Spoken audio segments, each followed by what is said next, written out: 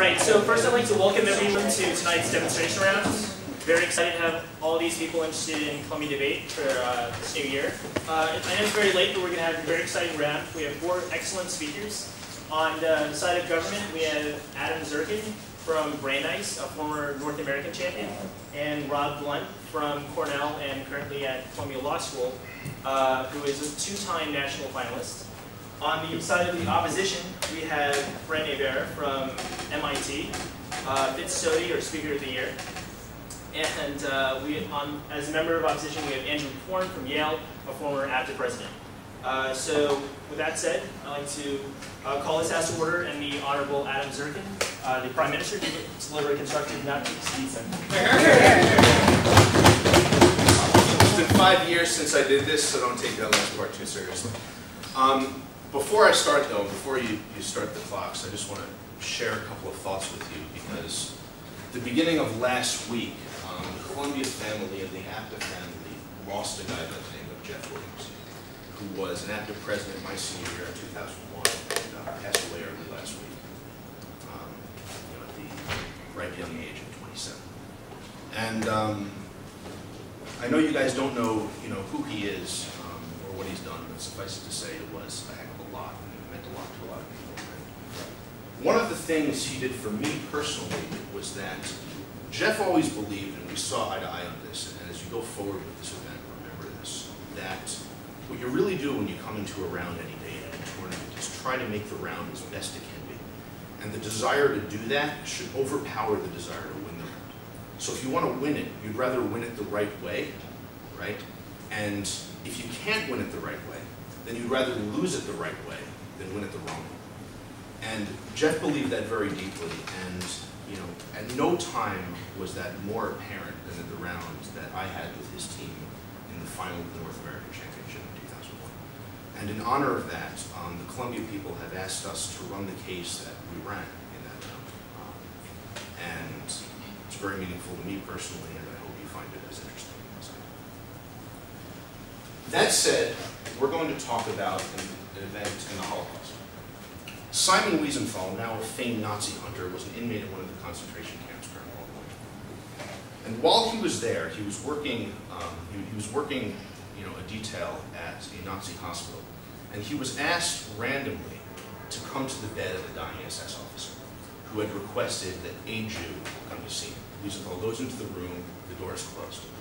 The man proceeds to talk to him for 3 hours about all of the atrocities he's done, and asking for forgiveness for those atrocities.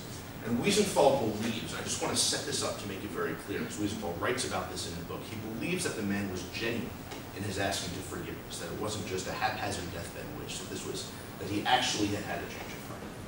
Right? And after all of this, after telling the story, the man says to Weisenthal, "Can you forgive me for what I've done to you?" Right? And what Weisenthal actually did was not say yes or say no, but rather turn around and leave the room without saying another word, leaving the man to die. Now, I want to run this as a 2-option case, not a 3-option case. And the primary reason for that is while we'd like to be eloquent about the fact that he didn't say anything and try to make that out like there was some real important moral message in the act of not saying anything, the real reason he said nothing was because he didn't know what to say. And the question of what he should have said occupied him for the rest of his life. So what we're going to do is say, that's the question. A dying SS officer has asked for your forgiveness for what's been done to your people. And we're going to put it to them. Do you say yes or do you say no? You're going to say yes. It says a lot about people deciding to do the cases. Given that, we've got to be the evidence. So we're going to talk for the next couple of minutes about all of the reasons that you should say no. And the first thing we're going to tell you about why you should say no is to remind you, as if you even need to be reminded, about this terrible atrocity that is the Holocaust. Right? We should remind you that this is not a war. In fact, that's why we don't call it a war. That's why we've invented another word for it. This was the systematic, planned, organized killing of 6 million of your people and millions of other peoples who were hated just as much. So what we tell you is that the moral balance of the world has been thrown way out of whack. Again, it's not just any war. And we think that things can't continue to go that way. We think that you've been giving an interesting power, at least in your own small way, try to restore the balance, to put your foot down and say, this is unacceptable. Quite frankly, we think it would be, reasonable for you probably to reach down into your bed and strangle this man for all he's done to you, to your family, to the many people he's killed over the past years.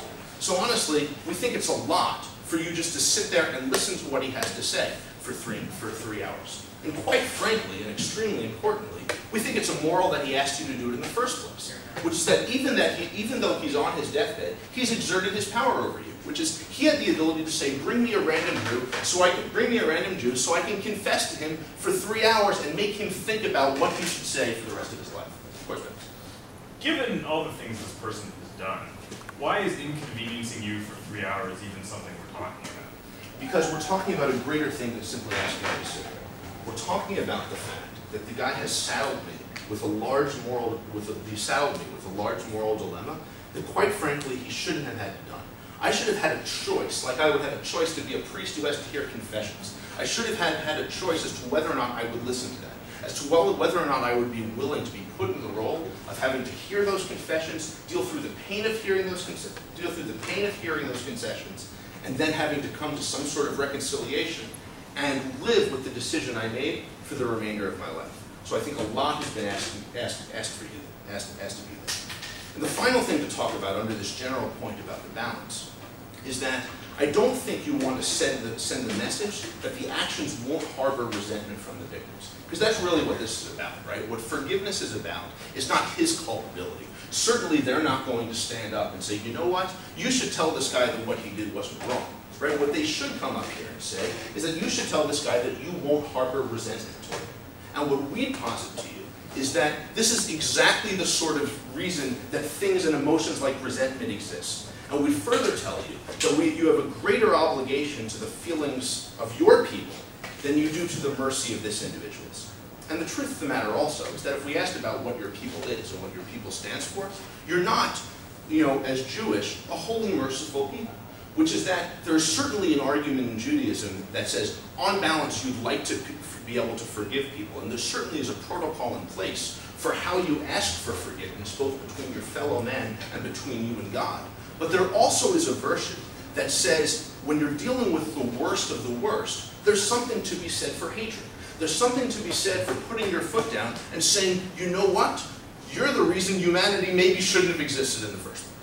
Right? And quite frankly, we would tell you that if you're ever going to say that about anybody, this is the time at which you would say that. Now, the second thing I want to talk about is the notion of justice versus the notion of mercy. And I think this is really what the round in many ways is going to boil down to.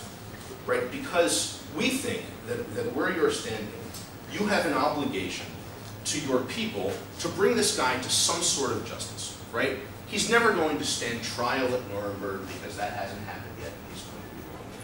He's never going to be given any sort of punishment for what he did, whether that punishment is a fine or whether that punishment is death. He's not going to get anything. At this moment, he's either going to have your forgiveness and the solace that he can go into death, knowing that at least one Jew has said, I will not resent you, or he's going to carry at least some amount of guilt to his grave. And quite frankly, as inhumane as it might seem, though certainly not as inhumane as what he's been doing to you for the last several years, we think it's important that he takes some penalty into wherever he's going.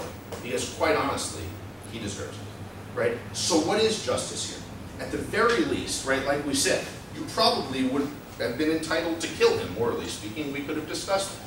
Right? But at the very least, we think you have to send him a message about the gravity of what he has done. And certainly we think you trivialize that by saying, sure, you can forgive him. The final thing I want to talk about, I think, is one of the most pivotal points in the round, which is that this guy never did anything specifically against you. He did something against a group called the Jews, right? And we would posit that you certainly don't have the ability, particularly when the crimes are this heinous, you do not have the ability to simply say, I will forgive you on behalf of my people.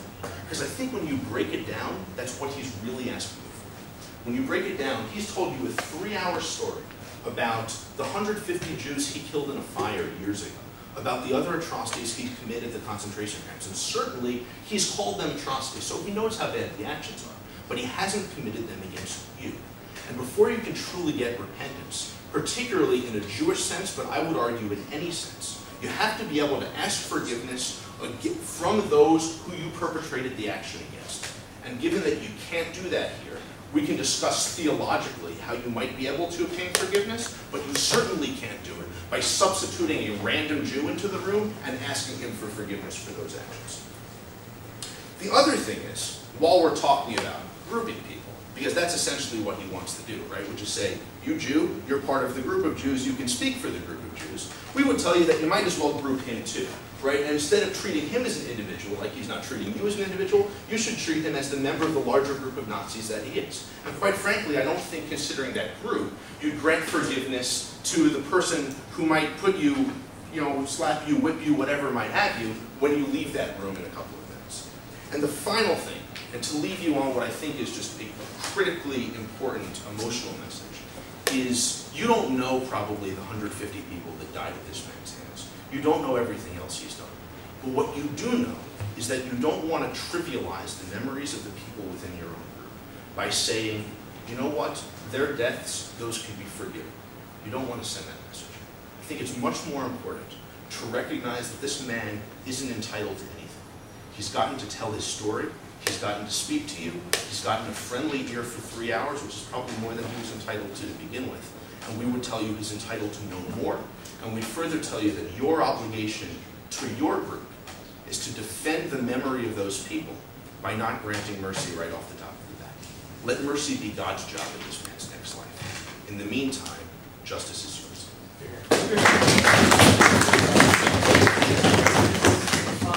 Before the next speech, I'd just like to remind I didn't explain this earlier, but it's customary in debate rounds to bang on the table if you agree with the point, so feel free to do that. Only for opposition. With that said, I'd like to call on the Honorable Leader Bob to give a constructive speech. Of course, to all of you who are interested in debate, I hope you join. It's a wonderful, wonderful activity. To say just a little bit about Jeff Williams, the person who tragically passed away that Adam was talking about.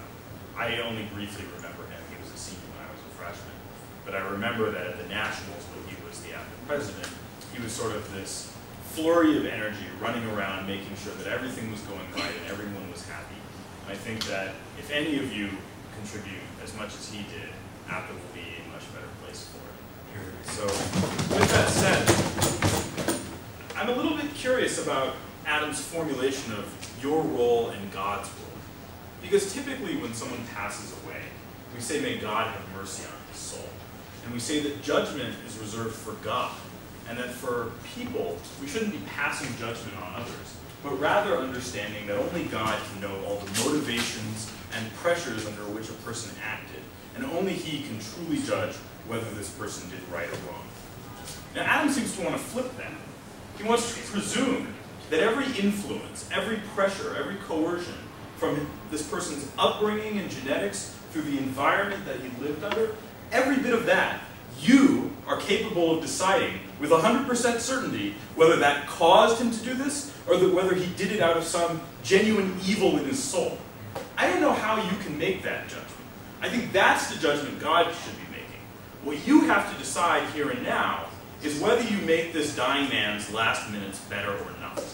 And ultimately, that's all that matters in this round. So I want to talk a little bit about why people do terrible things. Things like participating in the Holocaust.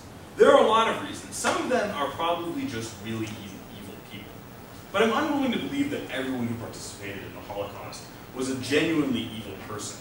Rather, I think we all recognize the incredible sort of cultural phenomena that existed, this mob mentality that made these people turn their moral intuitions upside down and start thinking that what they were doing was right and justified, even though we all now look back and realize that they committed one of the worst crimes humanity has ever seen.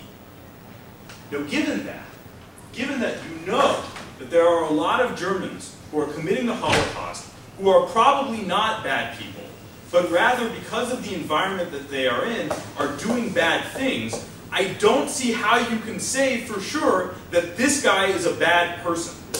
And I think when you have someone dying, someone begging you for forgiveness, for mercy, And you can't say, beyond a shadow of a doubt, that he really is guilty of these terrible crimes, that he is a bad person, and not just a person in a bad situation. I don't see how you can condemn his last minutes in the manner that they would have you do. I also want to talk about what forgiveness says about you. Because ultimately, hopefully, you will survive this ordeal and live a full and happy life. But at some point, you will have to decide, do you want to spend your life hating and resenting the people who did this to you, or do you want to forgive them? And what I would argue to you is that it is inevitable, in order for you to genuinely lead a satisfactory life, a full life, you will have to get beyond this. You will have to, at some point, stop letting the memories of the Holocaust tarnish your life. Why not let that point start right now? Why not start with this person? Eventually, you will have to forgive, or at least move beyond, every crime that was committed against you, if you're ever going to be happy. Now, right now, this person may not have done anything directly to you, but he certainly participated in things that were done to you that were terrible. And you can start by forgiving him right here, right now.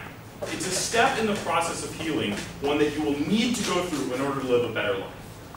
But additionally, I think your ability to forgive someone else, particularly a German, of their crimes, shows that you are not falling into the same trap that the German people have fallen into in the Holocaust. It shows that you are capable, even if someone has committed a clear atrocity against you, rather than alleged crimes of conspiracy, that you are capable of forgiving them, of treating them humanely, even in a situation where they would not treat you humanely. And ultimately, I think that says good things about you and the sort of person that you can be. The final thing I want to talk about is just a strict utility calculation. We use the utility sort of in debate to mean happiness or what makes people better off. And what I don't see on their side of the house is how you're better off if you don't forgive the guy. But that guy, in his final moments, is clearly worse off. On our side of the house, when you forgive him, a dying man spends his last minutes better than he would have otherwise. And I don't see how you're hurting yourself by doing it. And given that you two are the only people involved, I think it is quite clear that if what you care about is maximizing the happiness of everyone involved, that means you must forgive him. But Adam, you disagree. I know that. I don't understand how it's your obligation, because you feel bad for the man and you feel bad for how he'll feel in his last dying minutes for why you have to complete forgiveness. I think you have a greater obligation to the people. Well, but why is it our obligation when we execute people in this country to execute them in a humane fashion? I mean, they're murderers. Why do we care if they suffer in their last minutes? Why don't we just defile their graves or toss them in a dumpster after they're dead? Ultimately, what we realize is that treating people humanely and with dignity is an obligation, even if we are convinced they are the worst of the worst. Even if we think that they do deserve what's coming to them, we still treat them humanely because we think ultimately everyone is better off. Now let's talk about Adam's points, and I'll show you why I don't think they really have proven his case. He first talks about the terribleness of the Holocaust and how the world is out of balance. But your decision here has nothing to do with fixing the Holocaust. When you walk out of this room, the Holocaust will be going on no matter what you decide here. Moreover, and I'm jumping around here a little bit, there is no message being sent. You're not doing this in front of a debate audience. No one's sort of looking in the windows to see what he decides, right? There's no message. It's just you and this man in his final moments. And the only relevant issue is what are you going to do and how does it affect the two of you? Now he talks about how you've been saddled with this dilemma. Do you forgive? You were not saddled with the dilemma of forgiveness by this man. You were saddled with the dilemma of forgiveness by the Holocaust and everyone involved in it. Because as I pointed out earlier, ultimately you will have to decide whether to forgive everyone who has done anything bad to you as part of this Holocaust. And that this man has somehow burdened you with his dying wish is really not very relevant to the moral calculus here. And moreover, very low down on the list of terrible things he's done. They talk about sending the message, and as I pointed out, there is no message being sent. But Adam next talks about the reason resentment exists, as if every single emotion a human being has is somehow morally justified. There are lots of reasons resentment exists. It's probably evolutionarily efficient for our ancestors to have this part of the brain that creates a resentment feeling. But does that mean it's right? Are we following for the naturalistic fallacy where we say everything that is should be? There's no reason to think that resentment is good just because it exists, and this round is about whether it's good or not, and I think the answer is clearly no. He talks about how the Old Testament and Judaism is sort of a vengeful culture. I'm embarrassed being a Jew that I don't know if this is true or not. But I do remember something, and it's kind of vaguely religious, which is that you're supposed to hate the sin and not the sinner. Now that might be Christianity, it might be Judaism, I don't really know, but it seems like good advice either way. And even if the Old Testament is full of smitings and floods and all sorts of terrible stuff, that's not necessarily good advice for how you should be treating people, even if it is the way God treated people way back then. They talk about punishment, right? And this guy is going to get away with it. I mean, first off, he's dying, right? So he's not, I think, getting away with anything. Moreover, he's realized his own guilt. And I think ultimately, that's the goal of any sort of punishment, is to have the person realize the terrible things that they did and come to regret them. Certainly one of the goals of our judicial system, and you've already accomplished that. Moreover, as I talked about earlier, I'm sorry, Adam, I'm way out of time. Moreover, as I talked about earlier, we don't like defile the graves of murderers. We give them a decent burial. And the reason is that even if they've done something bad, we still think that there are limits to punishment, and those limits stop at human dignity. And I would argue that this situation is related to human dignity in this exact way. He talks about you can't forgive him on behalf of the entire Jewish people. What Andrew and I are going to say to this man is, I forgive you. We're not going to say the Jews forgive you, because we don't believe in the Jews. They don't control the banks, and they don't forgive people, right? What you do is forgive this person. That's what we're going to say. We're not forgiving on behalf of everyone, but we are making his last moments better. And that's why we are proud to oppose. So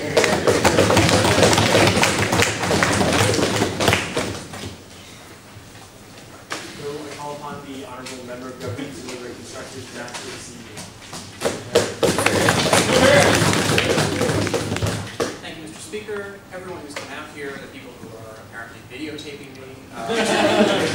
One thing that I will say is that when this case was run before, it was run with another person named Story Clayton, who is thankfully still very much alive, and he is a much better debater than me. So any judgments you pass on Adam or the case, I think you should definitely reserve, given that it was a much better run than Story did.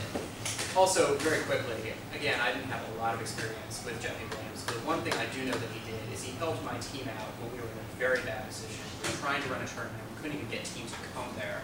And if I can in any way help out the Columbia team, I did the demo round last year, I try to do at least a little bit, thinking again what Jeffy did and the sort of spirit in which he engendered of trying to help people out, trying to sort of foster debate in the circuit, trying to help everyone out who does this activity. So that said, let's look at the things that the leader of opposition has brought up. And the first thing that I want to attack right now is this notion that you're going to forgive him for what he's done to you, but not for the other crimes that he's done to the Jewish people.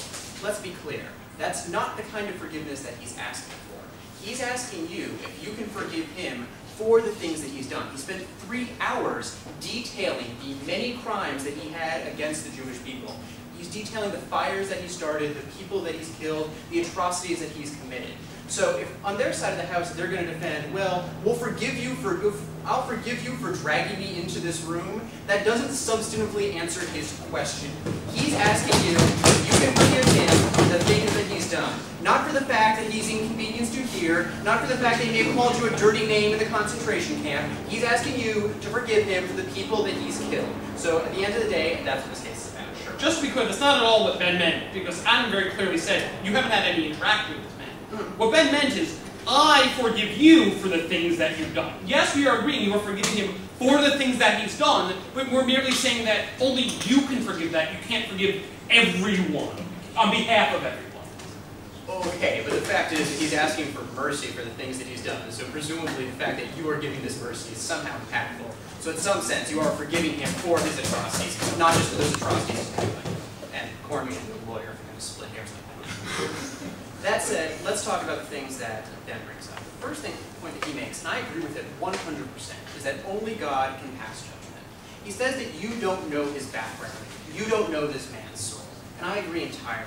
The we were asking you whether you were going to condemn him to hell for all eternity, or whether you were going to pass some kind of lasting sort of judgment on his soul and on his body, then it's true. You don't know his background, and you can't make that kind of judgment. But let's be clear. That kind of argument also cuts both ways. In the same way that you cannot know his soul to the degree that you can necessarily condemn him, you can also not know his soul to the degree that you can actually forgive him for his crimes. That's why religions which involve confession involve God being this actor who has the ability to forgive all of these crimes, to have this sort of divine mercy. What he is asking you to do is to act in place of God, to substitute your own personal mercy for this divine mercy. He's asking you to forgive him for these crimes without necessarily knowing his soul, without necessarily knowing if he's contrite or whether he's worthy of this divine mercy. No, thank you. I think in that sense, he is asking you to do something which is abusive. He's asking you to do something which you cannot do.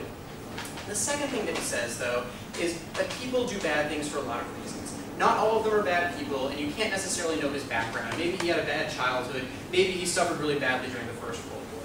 I have a couple of responses. The first thing is, you don't get to be an SS officer by just being the average German. Let's be clear. He's an SS officer serving in a concentration camp. So I think it's a little bit silly to say, well, you know, maybe he didn't really want to go along with the Holocaust. It's pretty clear that he was someone who was very active in these kinds of actions, very active in the kinds of crimes that he committed. So I think it's a little bit abusive to say that they're not all bad people. But worse, if you don't know if he's a bad person or not, that means that you can't necessarily forgive him either, right? He's asking you if you can forgive him for the things that he's done to people.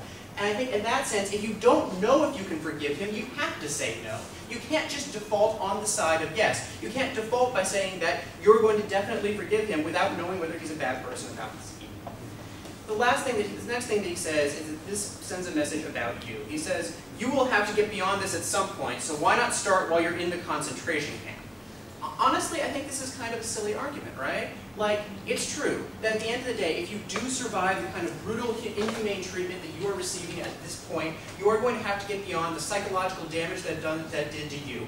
You're going to have to get beyond the feelings that you have for Germans, for the people who started this war, for the people who were complicit in the homicide, perhaps for the Americans who didn't bomb the railroads. You're going to have to get beyond these feelings for a whole lot of people. That doesn't mean you have to get them beyond them right now.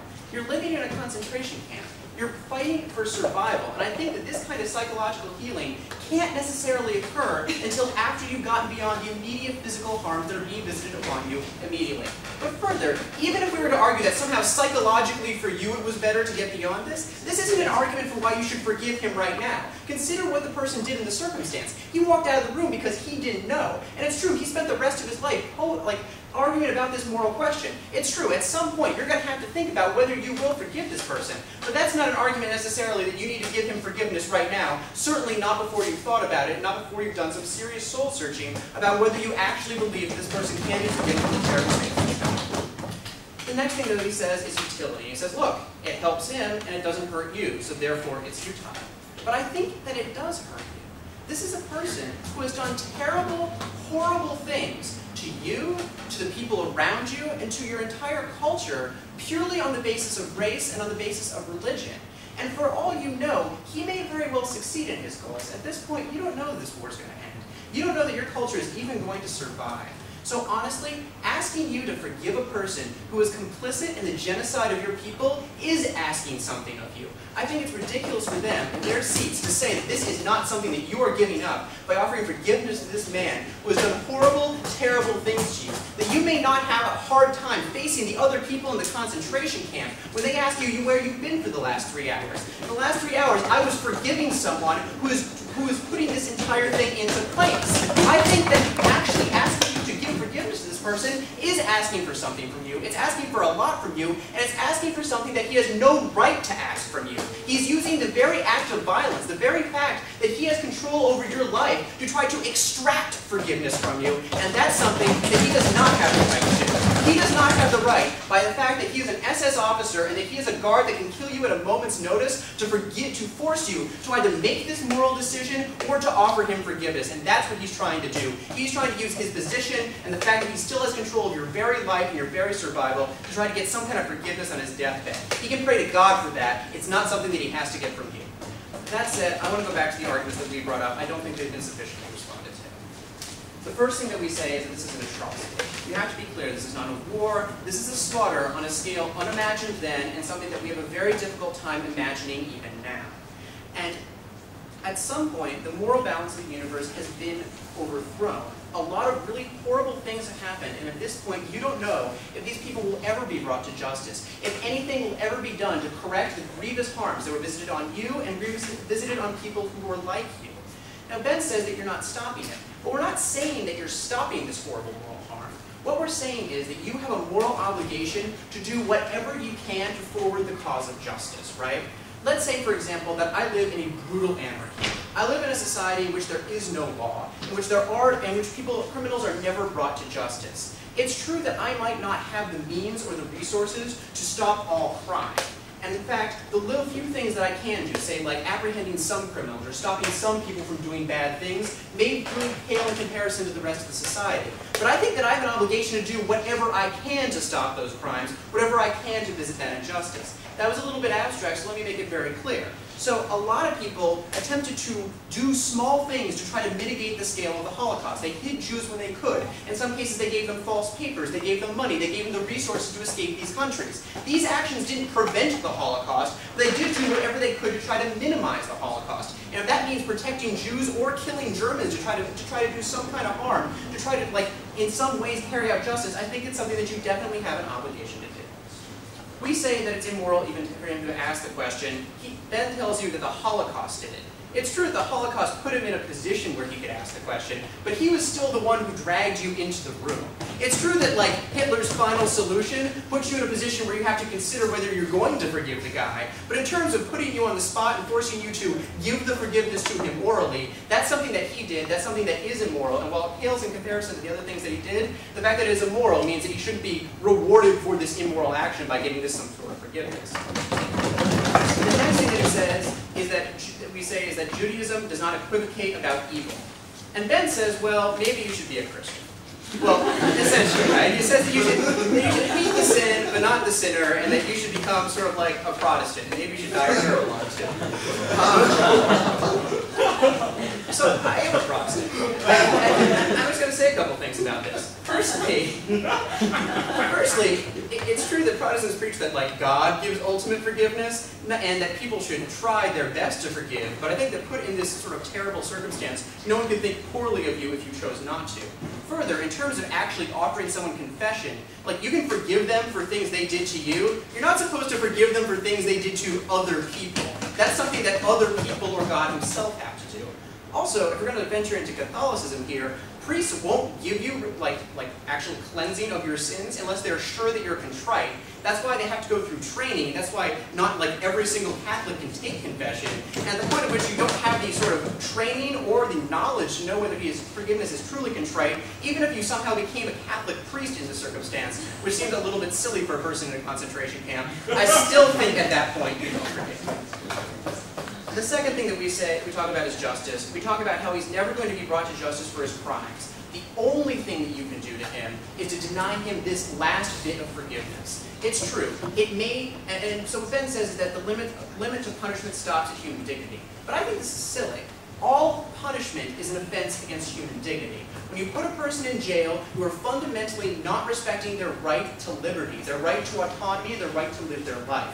When you execute a person, you're saying that they, as a human, don't deserve to even live. That is also a disrespect to human dignity. Even taking a person's property in a fine in some way sort of infringes upon their dignity by saying that they don't have a right to control their possessions. All punishment is an affront to human dignity, and I think it is very questionable for them to argue on their side of the house that denying this person forgiveness is somehow more an affront to human dignity than, say, locking them in jail. I think that's silly, and at the point at which the only measure that you have to inflict justice, and indeed the only justice that this person will ever receive, is this minor affront to human dignity, is this lack of forgiveness, I think at that point you have an obligation to distribute that punishment. If the only thing you could ever do to this person for being an active role in the Holocaust was to punch him in the face, we'd say you should punch him in the face. Similarly, since the only thing you can do to him for participating in the Holocaust is make him feel bad, by all means, make him feel bad. And when you're done making him feel bad, maybe you should start doing some other stuff.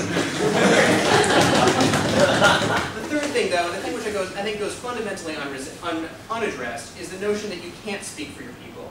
He doesn't want your forgiveness. He wants the forgiveness from the rest of the Jews. And I think that if you have an obligation to anyone, it is not to the Nazis which have done this to you. It's to the fellow Jews within your concentration camp. These are the people that you depend upon to survive. These are the people who are in the same situation as you and that you owe some loyalty to. And at the point at which you're forgiving this person for crimes against them, I think you're fundamentally not respecting their dignity, their personhood, and their ability to independently decide whether they are going to forgive him. So I think at that point you can't speak for your people. You can't forgive him on behalf of the people he's already killed. Only God can do that. So don't speak for your people, don't speak for God, speak for yourself.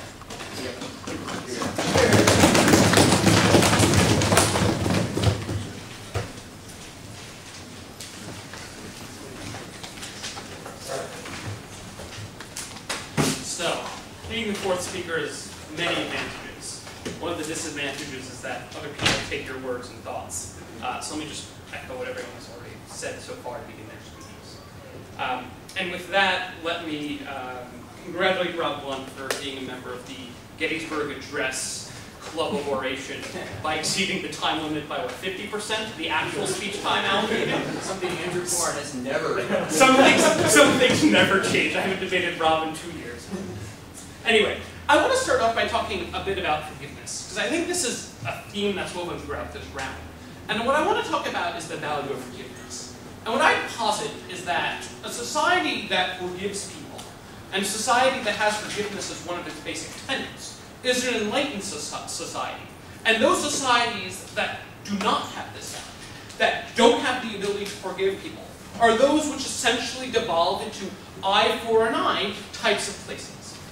And I think what we need to understand is that the true value of forgiveness, the true value of saying to someone that what you did was terrible, but despite that, I wouldn't have done the same thing in your situation, but despite that, I understand that you were remorseful and I accept that remorse. The ability to say that is what enables a society to function peacefully.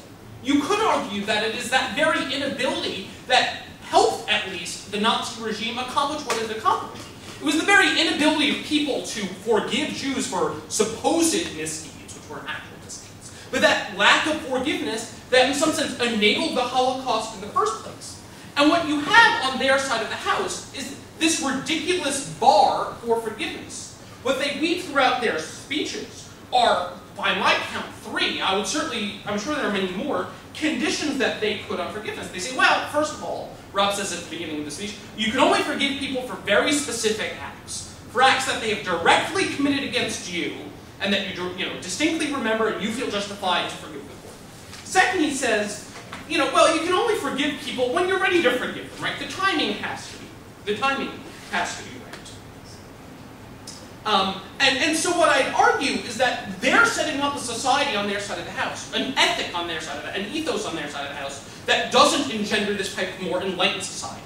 And I think if there's one thing we can say about the Holocaust, one thing we can say of how you should react in relation to the Holocaust, is that in order to come out of it and make the world a better place and enable the world to overcome it, you need to not do what the Nazis did. You need to espouse the values that they failed to espouse, and this is one thing. The first thing Ben talked about was about how God judges people, not mortals. And what Rob says is, well, this cuts both ways. You don't know his soul. He is asking you to act for God. And I think Rob misses the fundamental distinction, right? What Ben was talking about is that there's this distinction between forgiveness and judgment. We're not saying you judge him. We're not saying that you just... all we're saying is that it is for the mortal to forgive him. Because ultimately, the transgression was against the mortal. And ultimately, therefore, it is that person who has the right or the ability to forgive. This isn't an issue of judgment. And this is another one of the conditions that they set forth. What Rob says is, well, you don't know his soul. If you're not sure whether or not he was a good guy, then you can't forgive him. According to Rob, you can only forgive people when you're absolutely 110% sure about what the nature of their soul was, about how they actually viewed the action. And we would argue that that's a completely irrelevant and a point of view that can't be met. The first sort of big point Ben talked about is why people do bad things.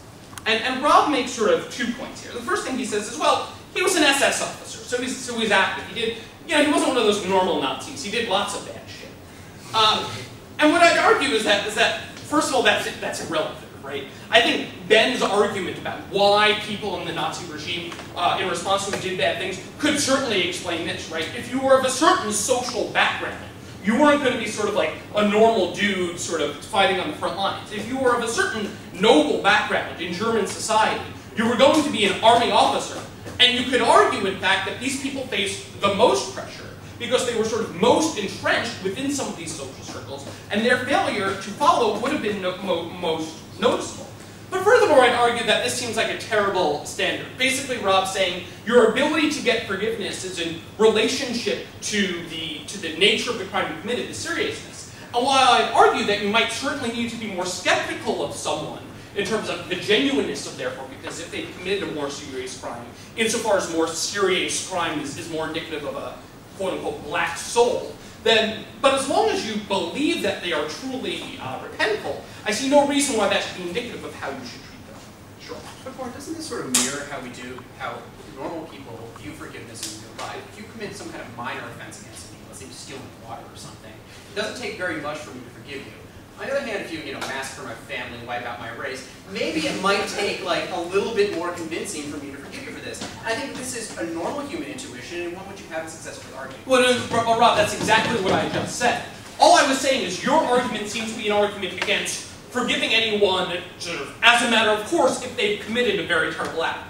I admitted, if you were listening to what I said, that it might take more convincing for me to be willing to forgive someone who had committed a more heinous act. But just by the very nature of committing a more heinous act doesn't mean I shouldn't be willing to forgive them. The second thing that Ben talks about is what this says about you. And what Rob says is, well, you can't get beyond it now. You need to wait. It's not the right time. I first of all sort of challenge this assertion that forgiveness can only take place on the forgiver's schedule. In this case, right, there's a very real reason why this timeline has been accelerated. But I think that Rob misses one of Ben's best points. And what Ben said was, look, this is an issue which has to be percolating in your head, right? It's not like you're blind to the fact that you and your people are being exterminated by the Nazis. And even if for some reason you haven't faced this now, this is an issue which you're going to have to face in the very near future, hopefully if you survive the Holocaust. So I don't see how it's any real harm in order to be forced to do this right now. I don't see how the Nazi officer, the SS officer, has hurt you by doing this. And if anything, I'd say, this was sort of a point for our side, right? What it says about you to forgiveness. At worst, even if you believe absolutely nothing we've said here, at worst it's sort of just a defensive action on their part. All they've proven is, well, it doesn't say much about you. But I think we provided some very compelling reasons why it does say something very positive about you. And I think that's a lot of what I was trying to talk about in the first few minutes I spent during the speech. The third point Ben talks about is the issue of utility. And Rob sort of agrees that this makes this guy better off, but says, well, this hurts you, and he's asking a lot of you, and therefore you shouldn't do it. And I think the problem with this point from Rob is that in some sense this is question begging, right? In some sense he's saying, in some sense he's just asserting that it hurts you. I would argue, and I have argued time and time again, that it makes you a better person. It makes you feel better about yourself as a person, and not the type of person who would do this to the Jews in the first place, by forgiving him. Showing yourself and showing him that you are fundamentally different from him. That you are fundamentally a person with more human dignity, who places greater weight in human interactions and treats people more fairly. And in some sense, that's the best dying lesson that you can give this man. Teaching this man, and having this man on his deathbed continue to be vengeful towards you, and having this man continue to have the feelings that he's had and be angry, in no way does anything for him. Moving back to sort of the points that were on the government side of this case. The first point they talk about is sort of how the Holocaust was terrible. And I think Ben sort of makes it very clear that your decision has no impact on sort of how terrible the Holocaust is and on ending the Holocaust any sooner. And what we hear from Rob is that sort of the Nazis have an obligation to mitigate. And I think this sort of, again, it misses the entire point. I think we need to be very clear that we view this as sort of an isolated situation. And this comes into some of the confusion I asked the question about at the beginning of Rob's speech. You're locked in a room with this man, right? This has nothing to do with the bigger Holocaust. This has nothing to do with whether or not every single Jew is forgiving every single Nazi.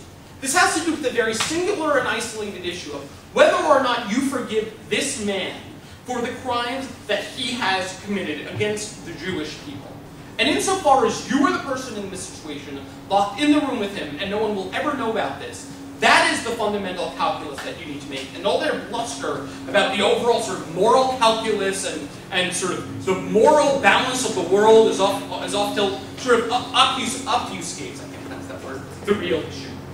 The next thing Rob says, and this is a theme throughout the speech, is that, well, he was immoral by dragging you into the room. And this comes back to what I said before, right? This issue was going to have to come up eventually. You should have been facing it already. If you weren't, then it's sort of a wonder that you weren't thinking about this already.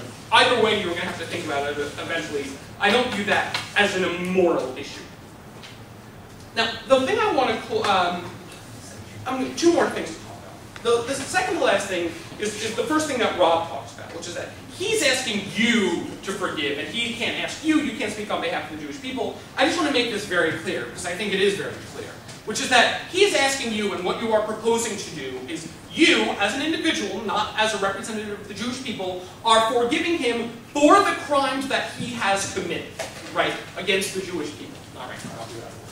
Now, certainly there are problems there. Certainly this is not an ideal situation. But it's not like he can go around on his deathbed to every single Jewish person and ask them for forgiveness, right? That's, again, another one of these sort of burdens on forgiveness that they want to place. And so what we'd argue is that isolated in that situation, this is something that you're able to do and something that you should do from a moral perspective. Sure. Okay, well, what I ask, though, is why it matters that you're a Jew. He's not asking the victims of his crimes to forgive him. He's asking the Jewish people specifically. And if he's not asking you to forgive him for something he did to you, why does it matter that you're in fact Jewish? Why couldn't it be just any person? Right, I'm not saying, right, in an ideal world, I think what you're getting at, in an ideal world, yes, you would want him to ask every single person who he's ever committed an atrocity against for forgiveness, right? But this isn't an ideal world. He's on his deathbed. And on his deathbed, a lot of the people he's committed atrocities against are dead.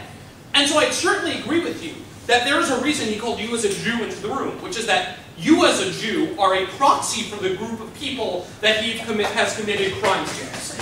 Well, wait a second. You are a proxy for the group of people, not because that is the best that can be done in this circumstance, right? And in doing so, what you need to ask yourself is what the people who he has committed crimes against, what your people would want to do in this situation, what you feel can be done in this situation. Because they posited that you can't say nothing, which is what actually happens. You have to say yes or no. And in this situation, I think I've proven that the type of culture the Jewish people should be and ought to be is the type of culture that would forgive someone for this, because it is that type of forgiveness which makes a society more enlightened, which indicates more enlightened society, and which enables society to function in the long run. Because it is up to God to decide what the justice is, but it is up to humans to forgive. And on that, since I've taken way too long, I will leave it to Ben to do much better than I.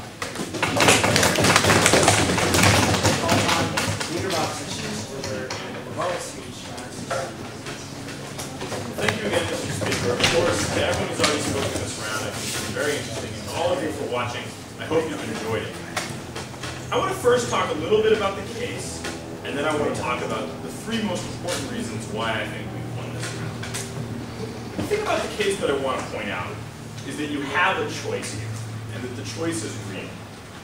We were told by Adam that you genuinely believe this person is in trouble, and we've taken that as fact. Moreover, I think the whole reason we're talking about this is that you have it within you to forgive this person. You have a choice not to. Now, a lot of people in your situation would not have a choice. They would be unable to forgive this person no matter how much they wanted to, no matter how much they believed our arguments, because they just would find it emotionally impossible. But I think it says something about you, that you're able to make this choice. And I think, moreover, that you will find that if you do forgive him, you will end up becoming even better of a person than you already are, given your capacity for forgiveness. So the first thing I want to talk about is, can we forgive? I think on our side of the house, we've talked about when you should forgive. When you're not sure that the person is bad, we believe the default should be forgiveness. Rob believes, given that we can never be really truly sure whether someone is good or evil, that we should just never forgive anyone, On the off chance that they really did sort of mean those evil things that they did.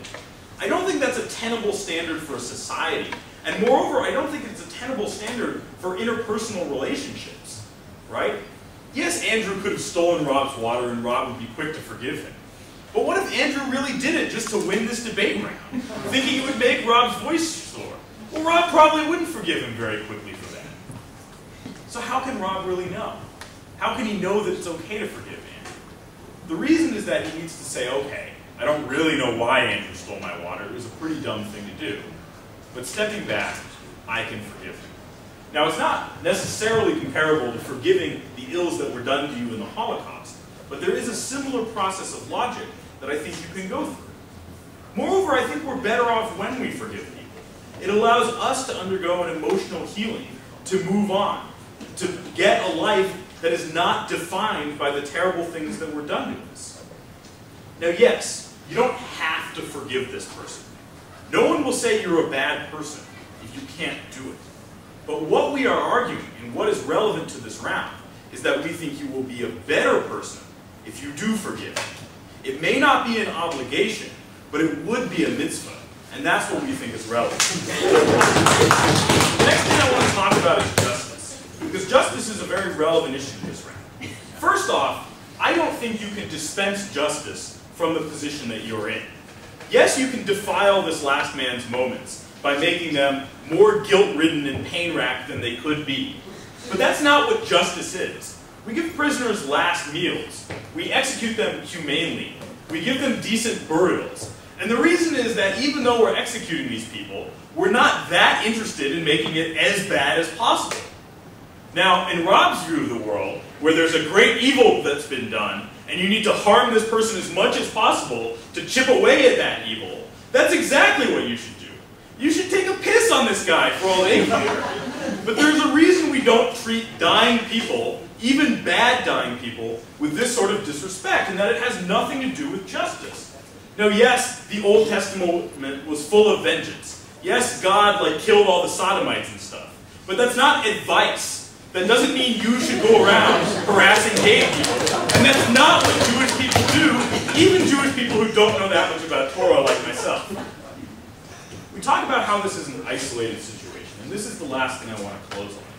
Ultimately, what is relevant in this round is you are in this room with a dying man who happens to be a bad person. Your options include punching him in the face, as Rob has suggested, or forgiving him. This will never leave this room except in your memory, where you will remember either that you were unable to overcome your hatred and anger, or that you forgave someone in a situation when they would have never been able to forgive you.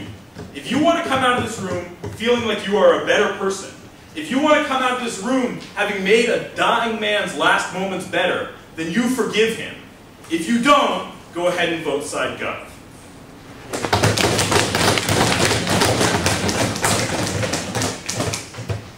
Thank you very much. I call upon the Prime Minister to deliver the final speech of the round. I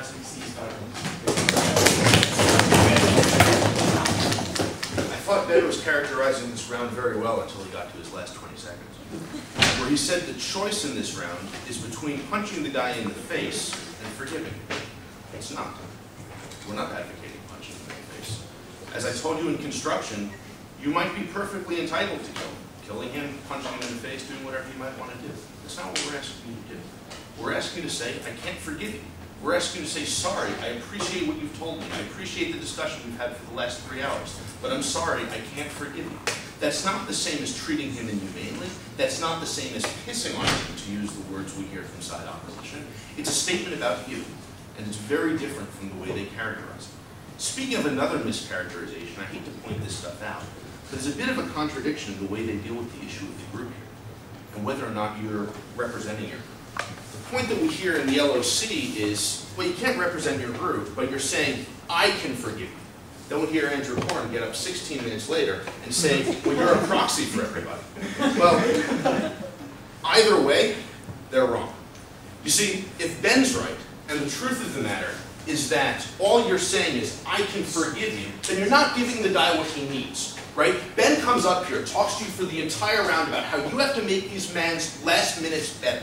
The only way you make them better is by giving him the forgiveness he seeks. If you say, I can forgive you, but I can't forgive you on behalf of the people whose forgiveness you want, then you don't give him those last 3 minutes that he wants, and you don't achieve all of the benefits that they're talking about. Now on the second point, which is, what would the rest of your people do? I don't know if they'd forgive. I don't know if you asked the average Jew, what would you do if your son was killed by this man? What would you do if your entire family, other than yourself, was killed by this man? I don't think they'd be inclined to grant forgiveness. And even more specifically, as my partner points out very well, they probably wouldn't be inclined to grant forgiveness at that moment. And on top of it, the overarching argument is, guess what? You don't have the right to make that judgment anyway, so the whole thing doesn't matter. But given that, let's talk about the 3 things in addition to that I think this round comes down to. A lot hinges, I want to take you through the way the argumentation in this round actually works. Because a lot hinges on the points they make that there's really no message here. Because if you believe there's no message here, then you can move into the utilitarian arguments they want to talk about. Which is, since there's no message to send, then there's no benefit to you, but there is a benefit to the guy, so weighing the two, you should side on the side of the guy. But if you prove that there's a message, then all of a sudden the scales of utility change a bit, because you have something to gain. So there are a lot of messages. First of all, there's a message on behalf of your people, because you're being asked either by him or by your people as a proxy, says Korn, to do what, to say what they'd say. So at the very least, that's some sort of message. In addition, you're sending a message about his culpability. And whether or not he hears it, or everybody in the rest of the world hears it, or nobody else does, you are sending a message about how you feel about what he's done, and how someone in your position should treat him. And finally, you're sending a message about the need for justice, which is how should this man be treated in his last moments, knowing full well that there will be no other encounter by which his morality is judged. There will be no other situation in which he is told what you did was right or what you did was wrong. So there's a lot being talked about here, which is when we move into the second point, which is about utility, you actually have something to gain. But before we even talk about that, let's consider whether utility is the right standard on which to judge this to begin with. Because I posit to you that utility is used when people are on a level playing field. When you're looking at a situation from afar, and you're saying, would society be better off or not better off if we took this type of policy? I apologize, but you have an axe to grind in this situation, right? Your people you're involved with have been hurt. And I would tell you that your obligation is not so much the utility, but the obligation is to your people and to the memory of your people who are taking away from you. That there's another obligation he tells you about, which is the obligation to yourself, which is I can make myself feel better, right? And I would tell you, really the things that my partner told you in the member of government speech, which is, first of all, there's no necessary benefit to you or obligation to you to forgive him now. And secondly, that you're betraying people, the people that in your group and their memory. And quite honestly, you have an obligation to yourself as a member of your group to not do that. So you ask, where's the greater harm? And I think we tell you convincingly that you lose something by giving this